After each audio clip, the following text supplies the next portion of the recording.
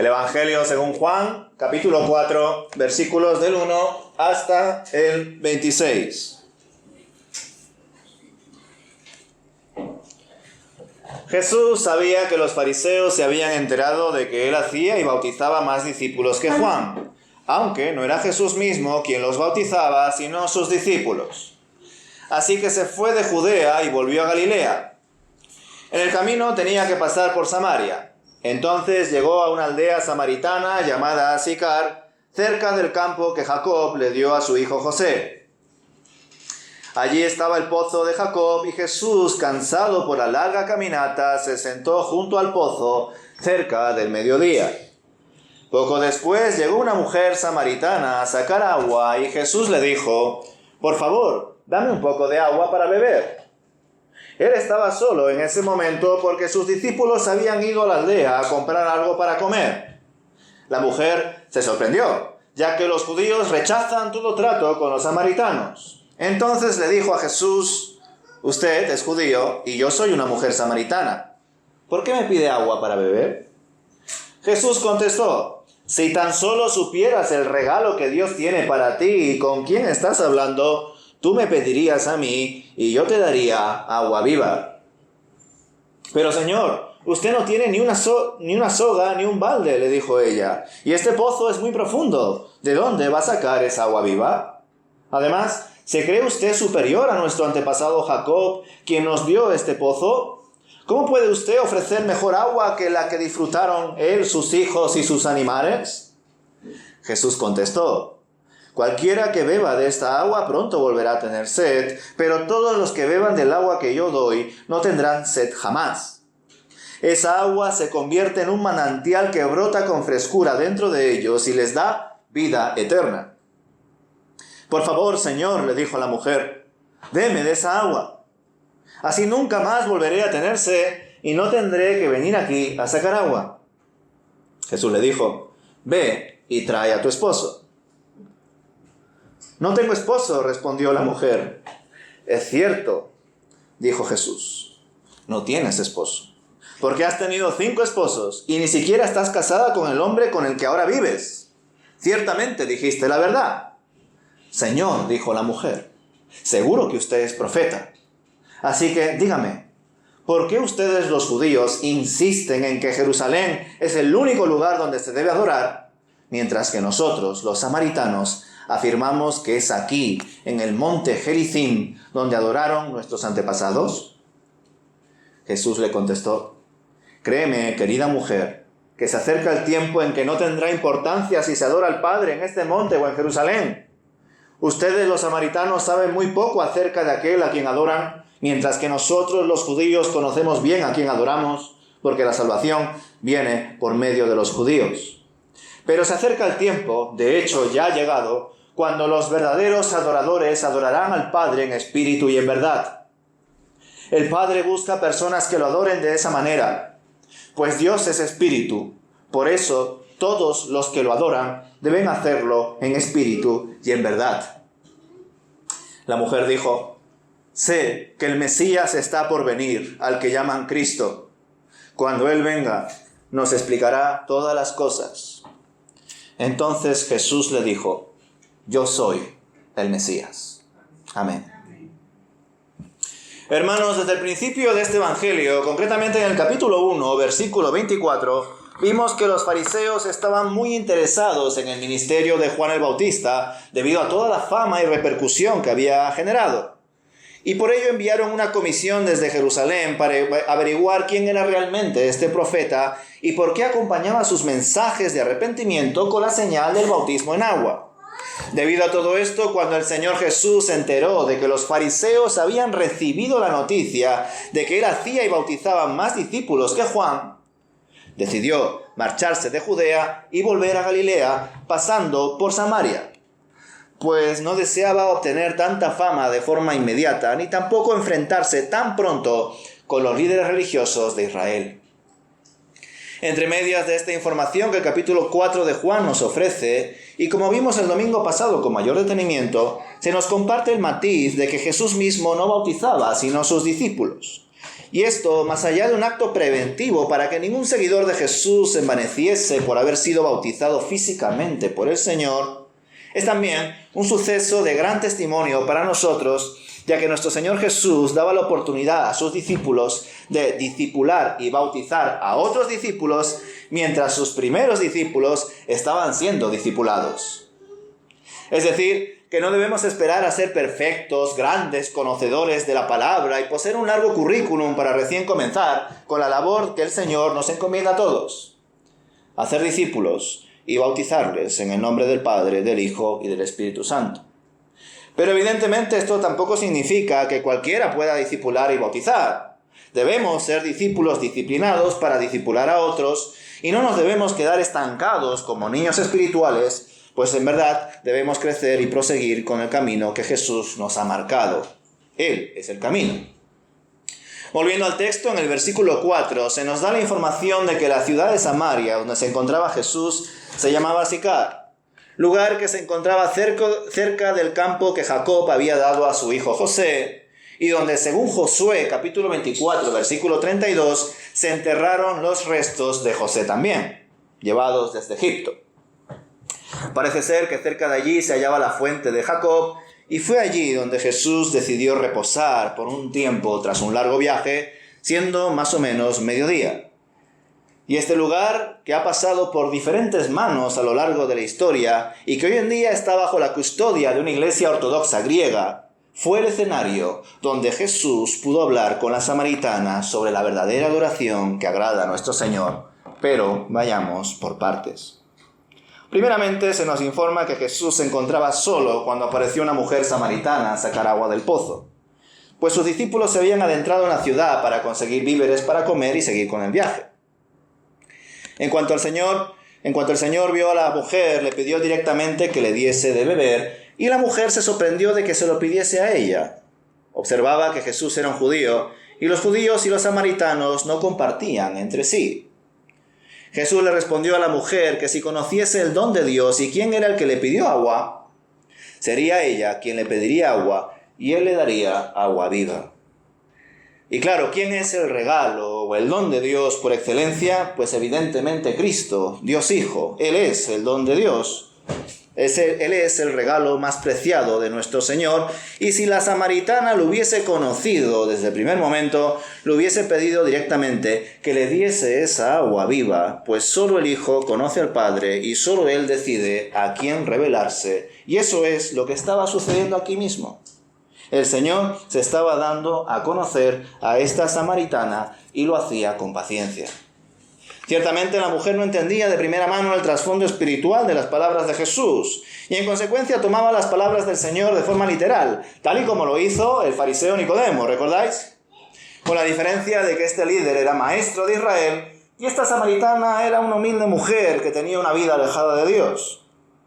Por ello, Jesús no toleró que Nicodemo le respondiese que cómo era posible entrar por segunda vez al vientre de su madre y volver a nacer. Sin embargo, con la samaritana fue mucho más paciente. Ella le preguntó que cómo le podría dar agua viva si no tenía ningún recipiente para sacar agua del pozo. ¿Acaso él era mayor que Jacob, quien dejó ese pozo para su descendencia y de donde él mismo, sus hijos y sus animales bebieron? El Señor decidió no hablarle directamente de él mismo, sino que continuó con el ejemplo del agua del pozo y le hizo ver a la samaritana que toda persona que bebiese de esa agua volvería a tener sed. Sin embargo, el que bebiera del agua que él ofrecía nunca más tendría sed. Con estas palabras le estaba demostrando que lo que hablaba iba más allá de lo terrenal. Era una revelación espiritual. Era la muestra de que él era mayor que Jacob y que el agua que ofrecía era mayor que el agua de ese pozo milenario. Además, la obra que hace el Señor en nosotros es tan grande que no solamente sacia nuestra sed, sino que nos convierte en fuente de agua que brota para vida eterna, es decir, nos convierte en sus hijos y a la vez en portadores de su luz, de su amor, de su evangelio, con el fin de que otros puedan recibir también esa agua viva de Dios, su espíritu, su vida eterna por la fe. Ante esta tremenda declaración de Jesús, leemos en el versículo 15 que la mujer samaritana se rindió ante él y le expresó su deseo de recibir esa agua, pero aún continuaba pensando de forma terrenal, pues creía que esa agua le saciaría misteriosamente y lo solicitaba con el fin de ahorrarse el trabajo de asistir al pozo a sacar agua una y otra vez para beber. Con sus palabras, quizá podamos suponer que la mujer vivía sola o que no tenía nadie a su cargo en medio de su mala vida y por ello nadie venía a traerle agua y ella misma lo debía hacer. O quizá también para ese amante. Probablemente por esta razón el Señor Jesús le mandó a la mujer que llamase a su marido y que volviese con él. Y acto seguido la samaritana le reconoció que no tenía marido y Jesús le confirmó que le había dicho la verdad, pues 5 maridos había tenido la mujer y el que ahora tenía no era su marido. ¿Sería esta mujer una persona anciana? Ciertamente en el cine, en las series, la suelen reflejar como una persona de mediana edad, pero quién sabe si tuvo tantos maridos, porque varios de ellos fallecieron y ella sería incluso una especie de viuda negra, ¿no? O simplemente se divorció de la mayoría de ellos o incluso fue repudiada por la mayoría de ellos. Lo que llama la atención es que en ese momento se encontraba viviendo con un hombre y no estaba casada con él, o al menos eso podemos deducir por las palabras de Jesús. Ante estas palabras también la samaritana se quedó impactada y se dio cuenta de que el hombre que tenía delante era un profeta, ya que tenía el conocimiento de su vida privada sin que ella le haya visto ni una sola vez. Y aunque seguramente en esa ciudad de Sicar varios habitantes conocerían sobre la fama de esta mujer, ella era consciente de que un judío no pasaría muy a menudo por ese lugar, y menos para investigar sobre la vida de una sencilla mujer. Por consiguiente, pasó de poder hablar de su vida privada y quizá confesarse o arrepentirse delante de Jesús, a tratar primero el asunto que parece que le atormentaba o al menos le generaba duda. ¿Dónde se debe adorar? En el versículo 20 vemos que la mujer le compartió a Jesús que sus padres adoraron en el monte que estaba junto a ellos, llamado el monte Gerizim. Pero los judíos afirmaban que solo en Jerusalén se debía adorar. Ciertamente esta mujer mencionó esta creencia porque varios acontecimientos sucedieron en este monte. Entre ellos, el particular mandato del Señor de pronunciar la bendición de Dios sobre el monte Gerizim y la maldición de Dios sobre el monte Ebal, cuando el pueblo de Israel llegase a la tierra que les había concedido. Si es de vuestro interés investigar sobre esta localización, os invito a que leáis Deuteronomio capítulo 11 y luego el capítulo 27 y el 28. Pues en estos capítulos podemos leer cómo los israelitas llevaron a la práctica esta instrucción dada por el Señor y cómo Moisés organizó las tribus de Israel para que 6 tribus estuviesen en el monte Gerizim y las otras 6 en el monte Ebal. Además, las zonas verdes del monte Gerizim y la estructura rocosa del monte Ebal darían una panorámica tremenda de la bendición y la maldición para el pueblo de Israel cuando conquistaron esta tierra con Josué, según el capítulo 8 del libro de Josué. Y encima, parece ser que según la estructura y la distribución de este terreno, cuando el pueblo estuvo allí y miró hacia el monte Gerizim, pudo ver el agua fluir por el valle, mientras que al mirar al otro lado para ver el monte Ebal, verían el agua pasar lejos del valle, dando una imagen estéril y rocosa de dicho monte. Impresionante, ¿verdad? Otros acontecimientos sucedieron en este monte más adelante, pero con el paso de los siglos, los samaritanos fueron asignándole, sumándole un valor más sagrado a este monte Gerizim, ya que empezaron a creer que fue en ese monte donde se le mandó a Abraham que sacrificase a su hijo. También creyeron que en ese lugar Jacob tuvo su famoso sueño de una escalera que llegaba al cielo y por donde subían y bajaban los ángeles. Y más creencias que incrementaron su valor para los samaritanos, llegando a construir un templo que luego fue destruido más adelante. Pero como comprenderéis, hermanos, a Jesús no le interesaba en ese momento aclararle a la samaritana los diferentes acontecimientos históricos que sí ocurrieron y que no ocurrieron en ese lugar. Pues su objetivo era enseñarle que la ubicación donde se adoraba a Dios no era lo que Dios buscaba, sino que él deseaba que se le adorase de corazón, en espíritu y en verdad. Y hoy en día también hemos caído en esa falsa creencia, hermanos, de que dependiendo de dónde adoremos y en algunos casos cuándo lo hagamos, nuestra adoración a Dios será más efectiva y piadosa. Cuando en verdad nuestra adoración al Señor debe ser continua, y no solamente con palabras, sino también con todo nuestro ser y con todo nuestro hacer.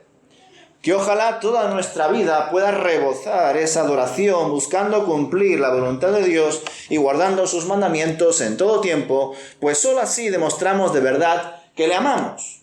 Ya que un te amo sin todo eso, sin toda esa obediencia, sin toda esa devoción, es un te amo que no vale para nada. Una frase vacía, sin sentimiento ni verdad. Por ello mismo el Señor Jesús, ante el planteamiento de la ubicación donde se debía adorar al Señor, ya sea en el monte Gerizim o en Jerusalén, mostró su poco interés. Pues lo importante es que las personas creadas a imagen y semejanza de Dios adoren a su Creador. De ahí que en el versículo 21 le advirtiese que venía una hora cuando ni en ese monte ni en Jerusalén adorarían al Padre. Y hoy en día también nos deberíamos preguntar si todos los que dicen creer en Dios y todos los que hacen el esfuerzo de congregarse semana a semana o mes a mes en una iglesia, en verdad le adoran al Señor de todo corazón y en todo tiempo, o solo cumplen con ciertas tradiciones religiosas para callar sus conciencias, sentirse buenos o espirituales y luego seguir con sus vidas, dejando a Dios en un segundo plano, en un segundo lugar, en gran parte de sus quehaceres cotidianos. ¿Qué pensáis? Volviendo al texto, el Señor le declaró a la mujer que ellos, los samaritanos, adoraban lo que no sabían, y sin embargo los judíos adoraban lo que sabían, porque la salvación viene de los judíos. Es decir, el Señor y Salvador proviene de los judíos, del linaje de David, de la tribu de Judá. Por consiguiente, aquí aprendemos que la adoración, más que sentimentalismo, implica conocimiento, implica un culto racional, implica relación, y por ello no podemos adorar de verdad aquello que no conocemos y que no hacemos el esfuerzo de conocer más y más. Habrá momentos donde la gente no adorará al Padre y habrá momentos donde los verdaderos adoradores adorarán al Padre y lo harán en espíritu y en verdad. ¿Y qué quiere decir todo esto? Que en otro tiempo se adoraba bajo otros contextos, bajo otros parámetros, pero tras la revelación del Mesías, muchos lo adorarán con conocimiento, sin ceguera espiritual, a cara descubierta, y esa adoración será genuina, será en espíritu, y es la adoración que le agrada a nuestro Señor por cuanto Él es espíritu, y desea que nuestro espíritu hable a su espíritu, y que su espíritu también hable a nuestro espíritu, como podemos leer en Romanos capítulo 8. Ante todas estas palabras, la mujer samaritana le compartió a Jesús que ella tenía presente que en algún momento vendría el Mesías. Seguramente no sabía de dónde, pero confiaba en que aparecería y que Él les declararía todas las cosas a los samaritanos. Es interesante leer que ella también le respondió en esa clave de conocimiento. No le dijo que el Mesías les salvaría, o les perdonaría, o les liberaría de Roma, sino que le compartió a Jesús que ese Mesías les declararía todas las cosas. Y como si todo hubiese sido orquestado por Dios para que así culminase y concluyese la conversación entre Jesús y la samaritana, el Señor le reveló que Él era el Mesías. Yo soy Él. Evidentemente, desde un principio Cristo se quedó a propósito en ese pozo solo para hablar con esa mujer, pues a través de ella iba a llegar el mensaje de salvación a más samaritanos que luego, como veremos el próximo domingo, acabarían creyendo en Jesús a causa de su testimonio, siendo esta mujer una de las primeras enviadas a compartir la buena noticia por la gracia de Dios. Y fijaos cómo el Señor quiso en esta ocasión que su mensajera sea una persona humilde, una mujer, una samaritana que tenía un estilo de vida escandaloso para muchos, con varios maridos a sus espaldas y conviviendo con un amante. Fijaos. Pero aún así el Señor la usó para que otras personas supiesen de Él y, lo más importante, creyesen en su nombre para obtener la vida eterna, pues ese es el centro del Evangelio de Juan y no lo debemos olvidar. Como bien le enseñó Jesús al líder religioso Nicodemo por la noche, que por cierto, menudo contraste social si lo comparamos con la samaritana, ¿verdad? Pues bien, tal y como le enseñó a este maestro de Israel, el Espíritu obra de forma soberana. No sabemos ni de dónde viene ni a dónde va, pero lo que está claro es que obra y lo hace de forma permanente, sin límites, sin acepción de personas. Y por ello el Señor escogió a una mujer despreciada, no solo por los judíos, sino también por los propios samaritanos, ya que Él mismo, nuestro Señor Jesús, también sería más adelante despreciado y desechado entre todos, pese a ser perfecto, pese a ser el Hijo de Dios. Y aún así, en medio de todo ese desprecio, por su muerte y resurrección, nosotros podemos obtener la vida eterna y la reconciliación con nuestro Dios y Padre. Como vimos el domingo pasado, nadie conoce al Hijo sino el Padre, y nadie conoce al Padre sino el Hijo, y aquel a quien el Hijo quiera revelar. Y el Señor Jesús quiso revelarse a esta mujer samaritana. Lo hizo todo a propósito, pues debido a la enemistad por generaciones entre judíos y samaritanos desde la caída del reino del norte de Israel, no se trataba. Y el celo era extremo. Por eso los judíos, cuando iban de Judea a Galilea, intentaban por todos los medios no pasar nunca por Samaria. Y seguramente los discípulos de Jesús le habrían presentado alguna oposición para que no pase por allí, y sin embargo para que tome otra ruta, como por ejemplo bordeando el río Jordán. Pero ese dato no nos lo comparte el autor de este evangelio. Al igual que Nicodemo, la samaritana no comprendió desde el principio el mensaje espiritual de Jesús. Pensaba que Jesús le estaba hablando de un agua física y no del agua viva de la vida eterna. Y me pregunto si a la hora de leer la palabra de Dios, especialmente los evangelios y los textos donde el Señor también nos está marcando nuestra hoja de ruta, si quizá, en vez de hacer nuestras esas enseñanzas, esas palabras y ponerlas en práctica, las tomamos como ejemplos, alegorías, parábolas, que son para otros, o como peticiones, solo para sus primeros discípulos, instrucciones solamente para sus primeros discípulos, y no para los discípulos de los discípulos de los discípulos de sus primeros discípulos, es decir, para nosotros. Porque Jesús estaba hablando claramente a Nicodemo, y le estuvo hablando claramente a la samaritana, y ambos no estaban comprendiendo el mensaje. Y quizá la palabra de Dios, incluso sin necesidad de exponerla una y otra vez, simplemente leyéndola con devoción, nos está diciendo muchas cosas que nosotros las dejamos pasar. No nos damos cuenta que son para nosotros también, para que nosotros delante de Dios pongamos nuestro corazón y podamos ser más y más como Él y menos como nosotros. Ya de por sí, como os dije anteriormente, muchos creyentes opinan, o al menos manifiestan con sus obras, que la devoción por nuestro Dios se limita o se debe de ofrecer principalmente en nuestras iglesias locales, en nuestros templos reformados o construidos por manos humanas, y no se dan cuenta que el lugar es lo de menos, que en los primeros años de la iglesia la gente se reunía en las calles, en casas o donde fuese posible, pues lo importante no era el local, sino el corazón, la disposición por escuchar la palabra de Dios y llevarlo a la práctica. Da igual dónde se escucha, mientras se escuche y se ponga en práctica. Esta samaritana estaba confundida, no solo por el estilo de vida que llevaba, sino porque había heredado las falsas enseñanzas de que la adoración en su monte de Gerizim era más importante que la adoración en Jerusalén. Cuando en verdad la adoración que busca el Señor, como digo, no se limita a un lugar. Al igual que la presencia de Dios no se limitaba al lugar santísimo del templo. Dios estaba y está en todas partes, y allá donde vayamos, allí estará también el Señor. Siempre y cuando lo adoremos, ¿cómo? En espíritu y en verdad. Siempre y cuando busquemos darle gloria tanto de forma personal como de forma comunitaria. Pues hay personas que reniegan de las iglesias y viven su fe a su manera, sin pensar que la iglesia es el cuerpo de Cristo.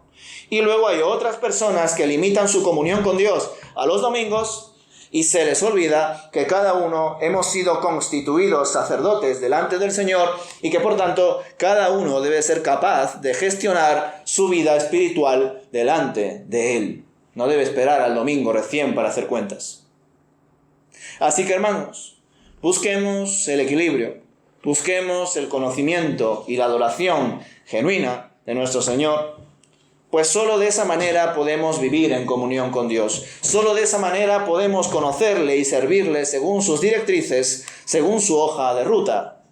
No importa de dónde vengamos, ni qué edad tengamos, ni nada de esas cosas. Lo importante es que ahora somos sus hijos y que Él desea que anunciemos su evangelio a más personas que todavía no conocen.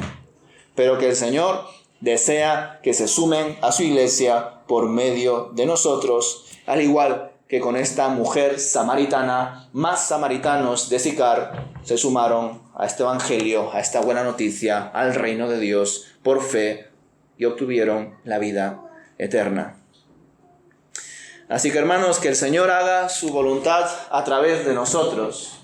Y como diría Pablo, os ruego por las misericordias de Dios que presentéis vuestros cuerpos en sacrificio vivo, santo, agradable a Dios, que es vuestro culto racional.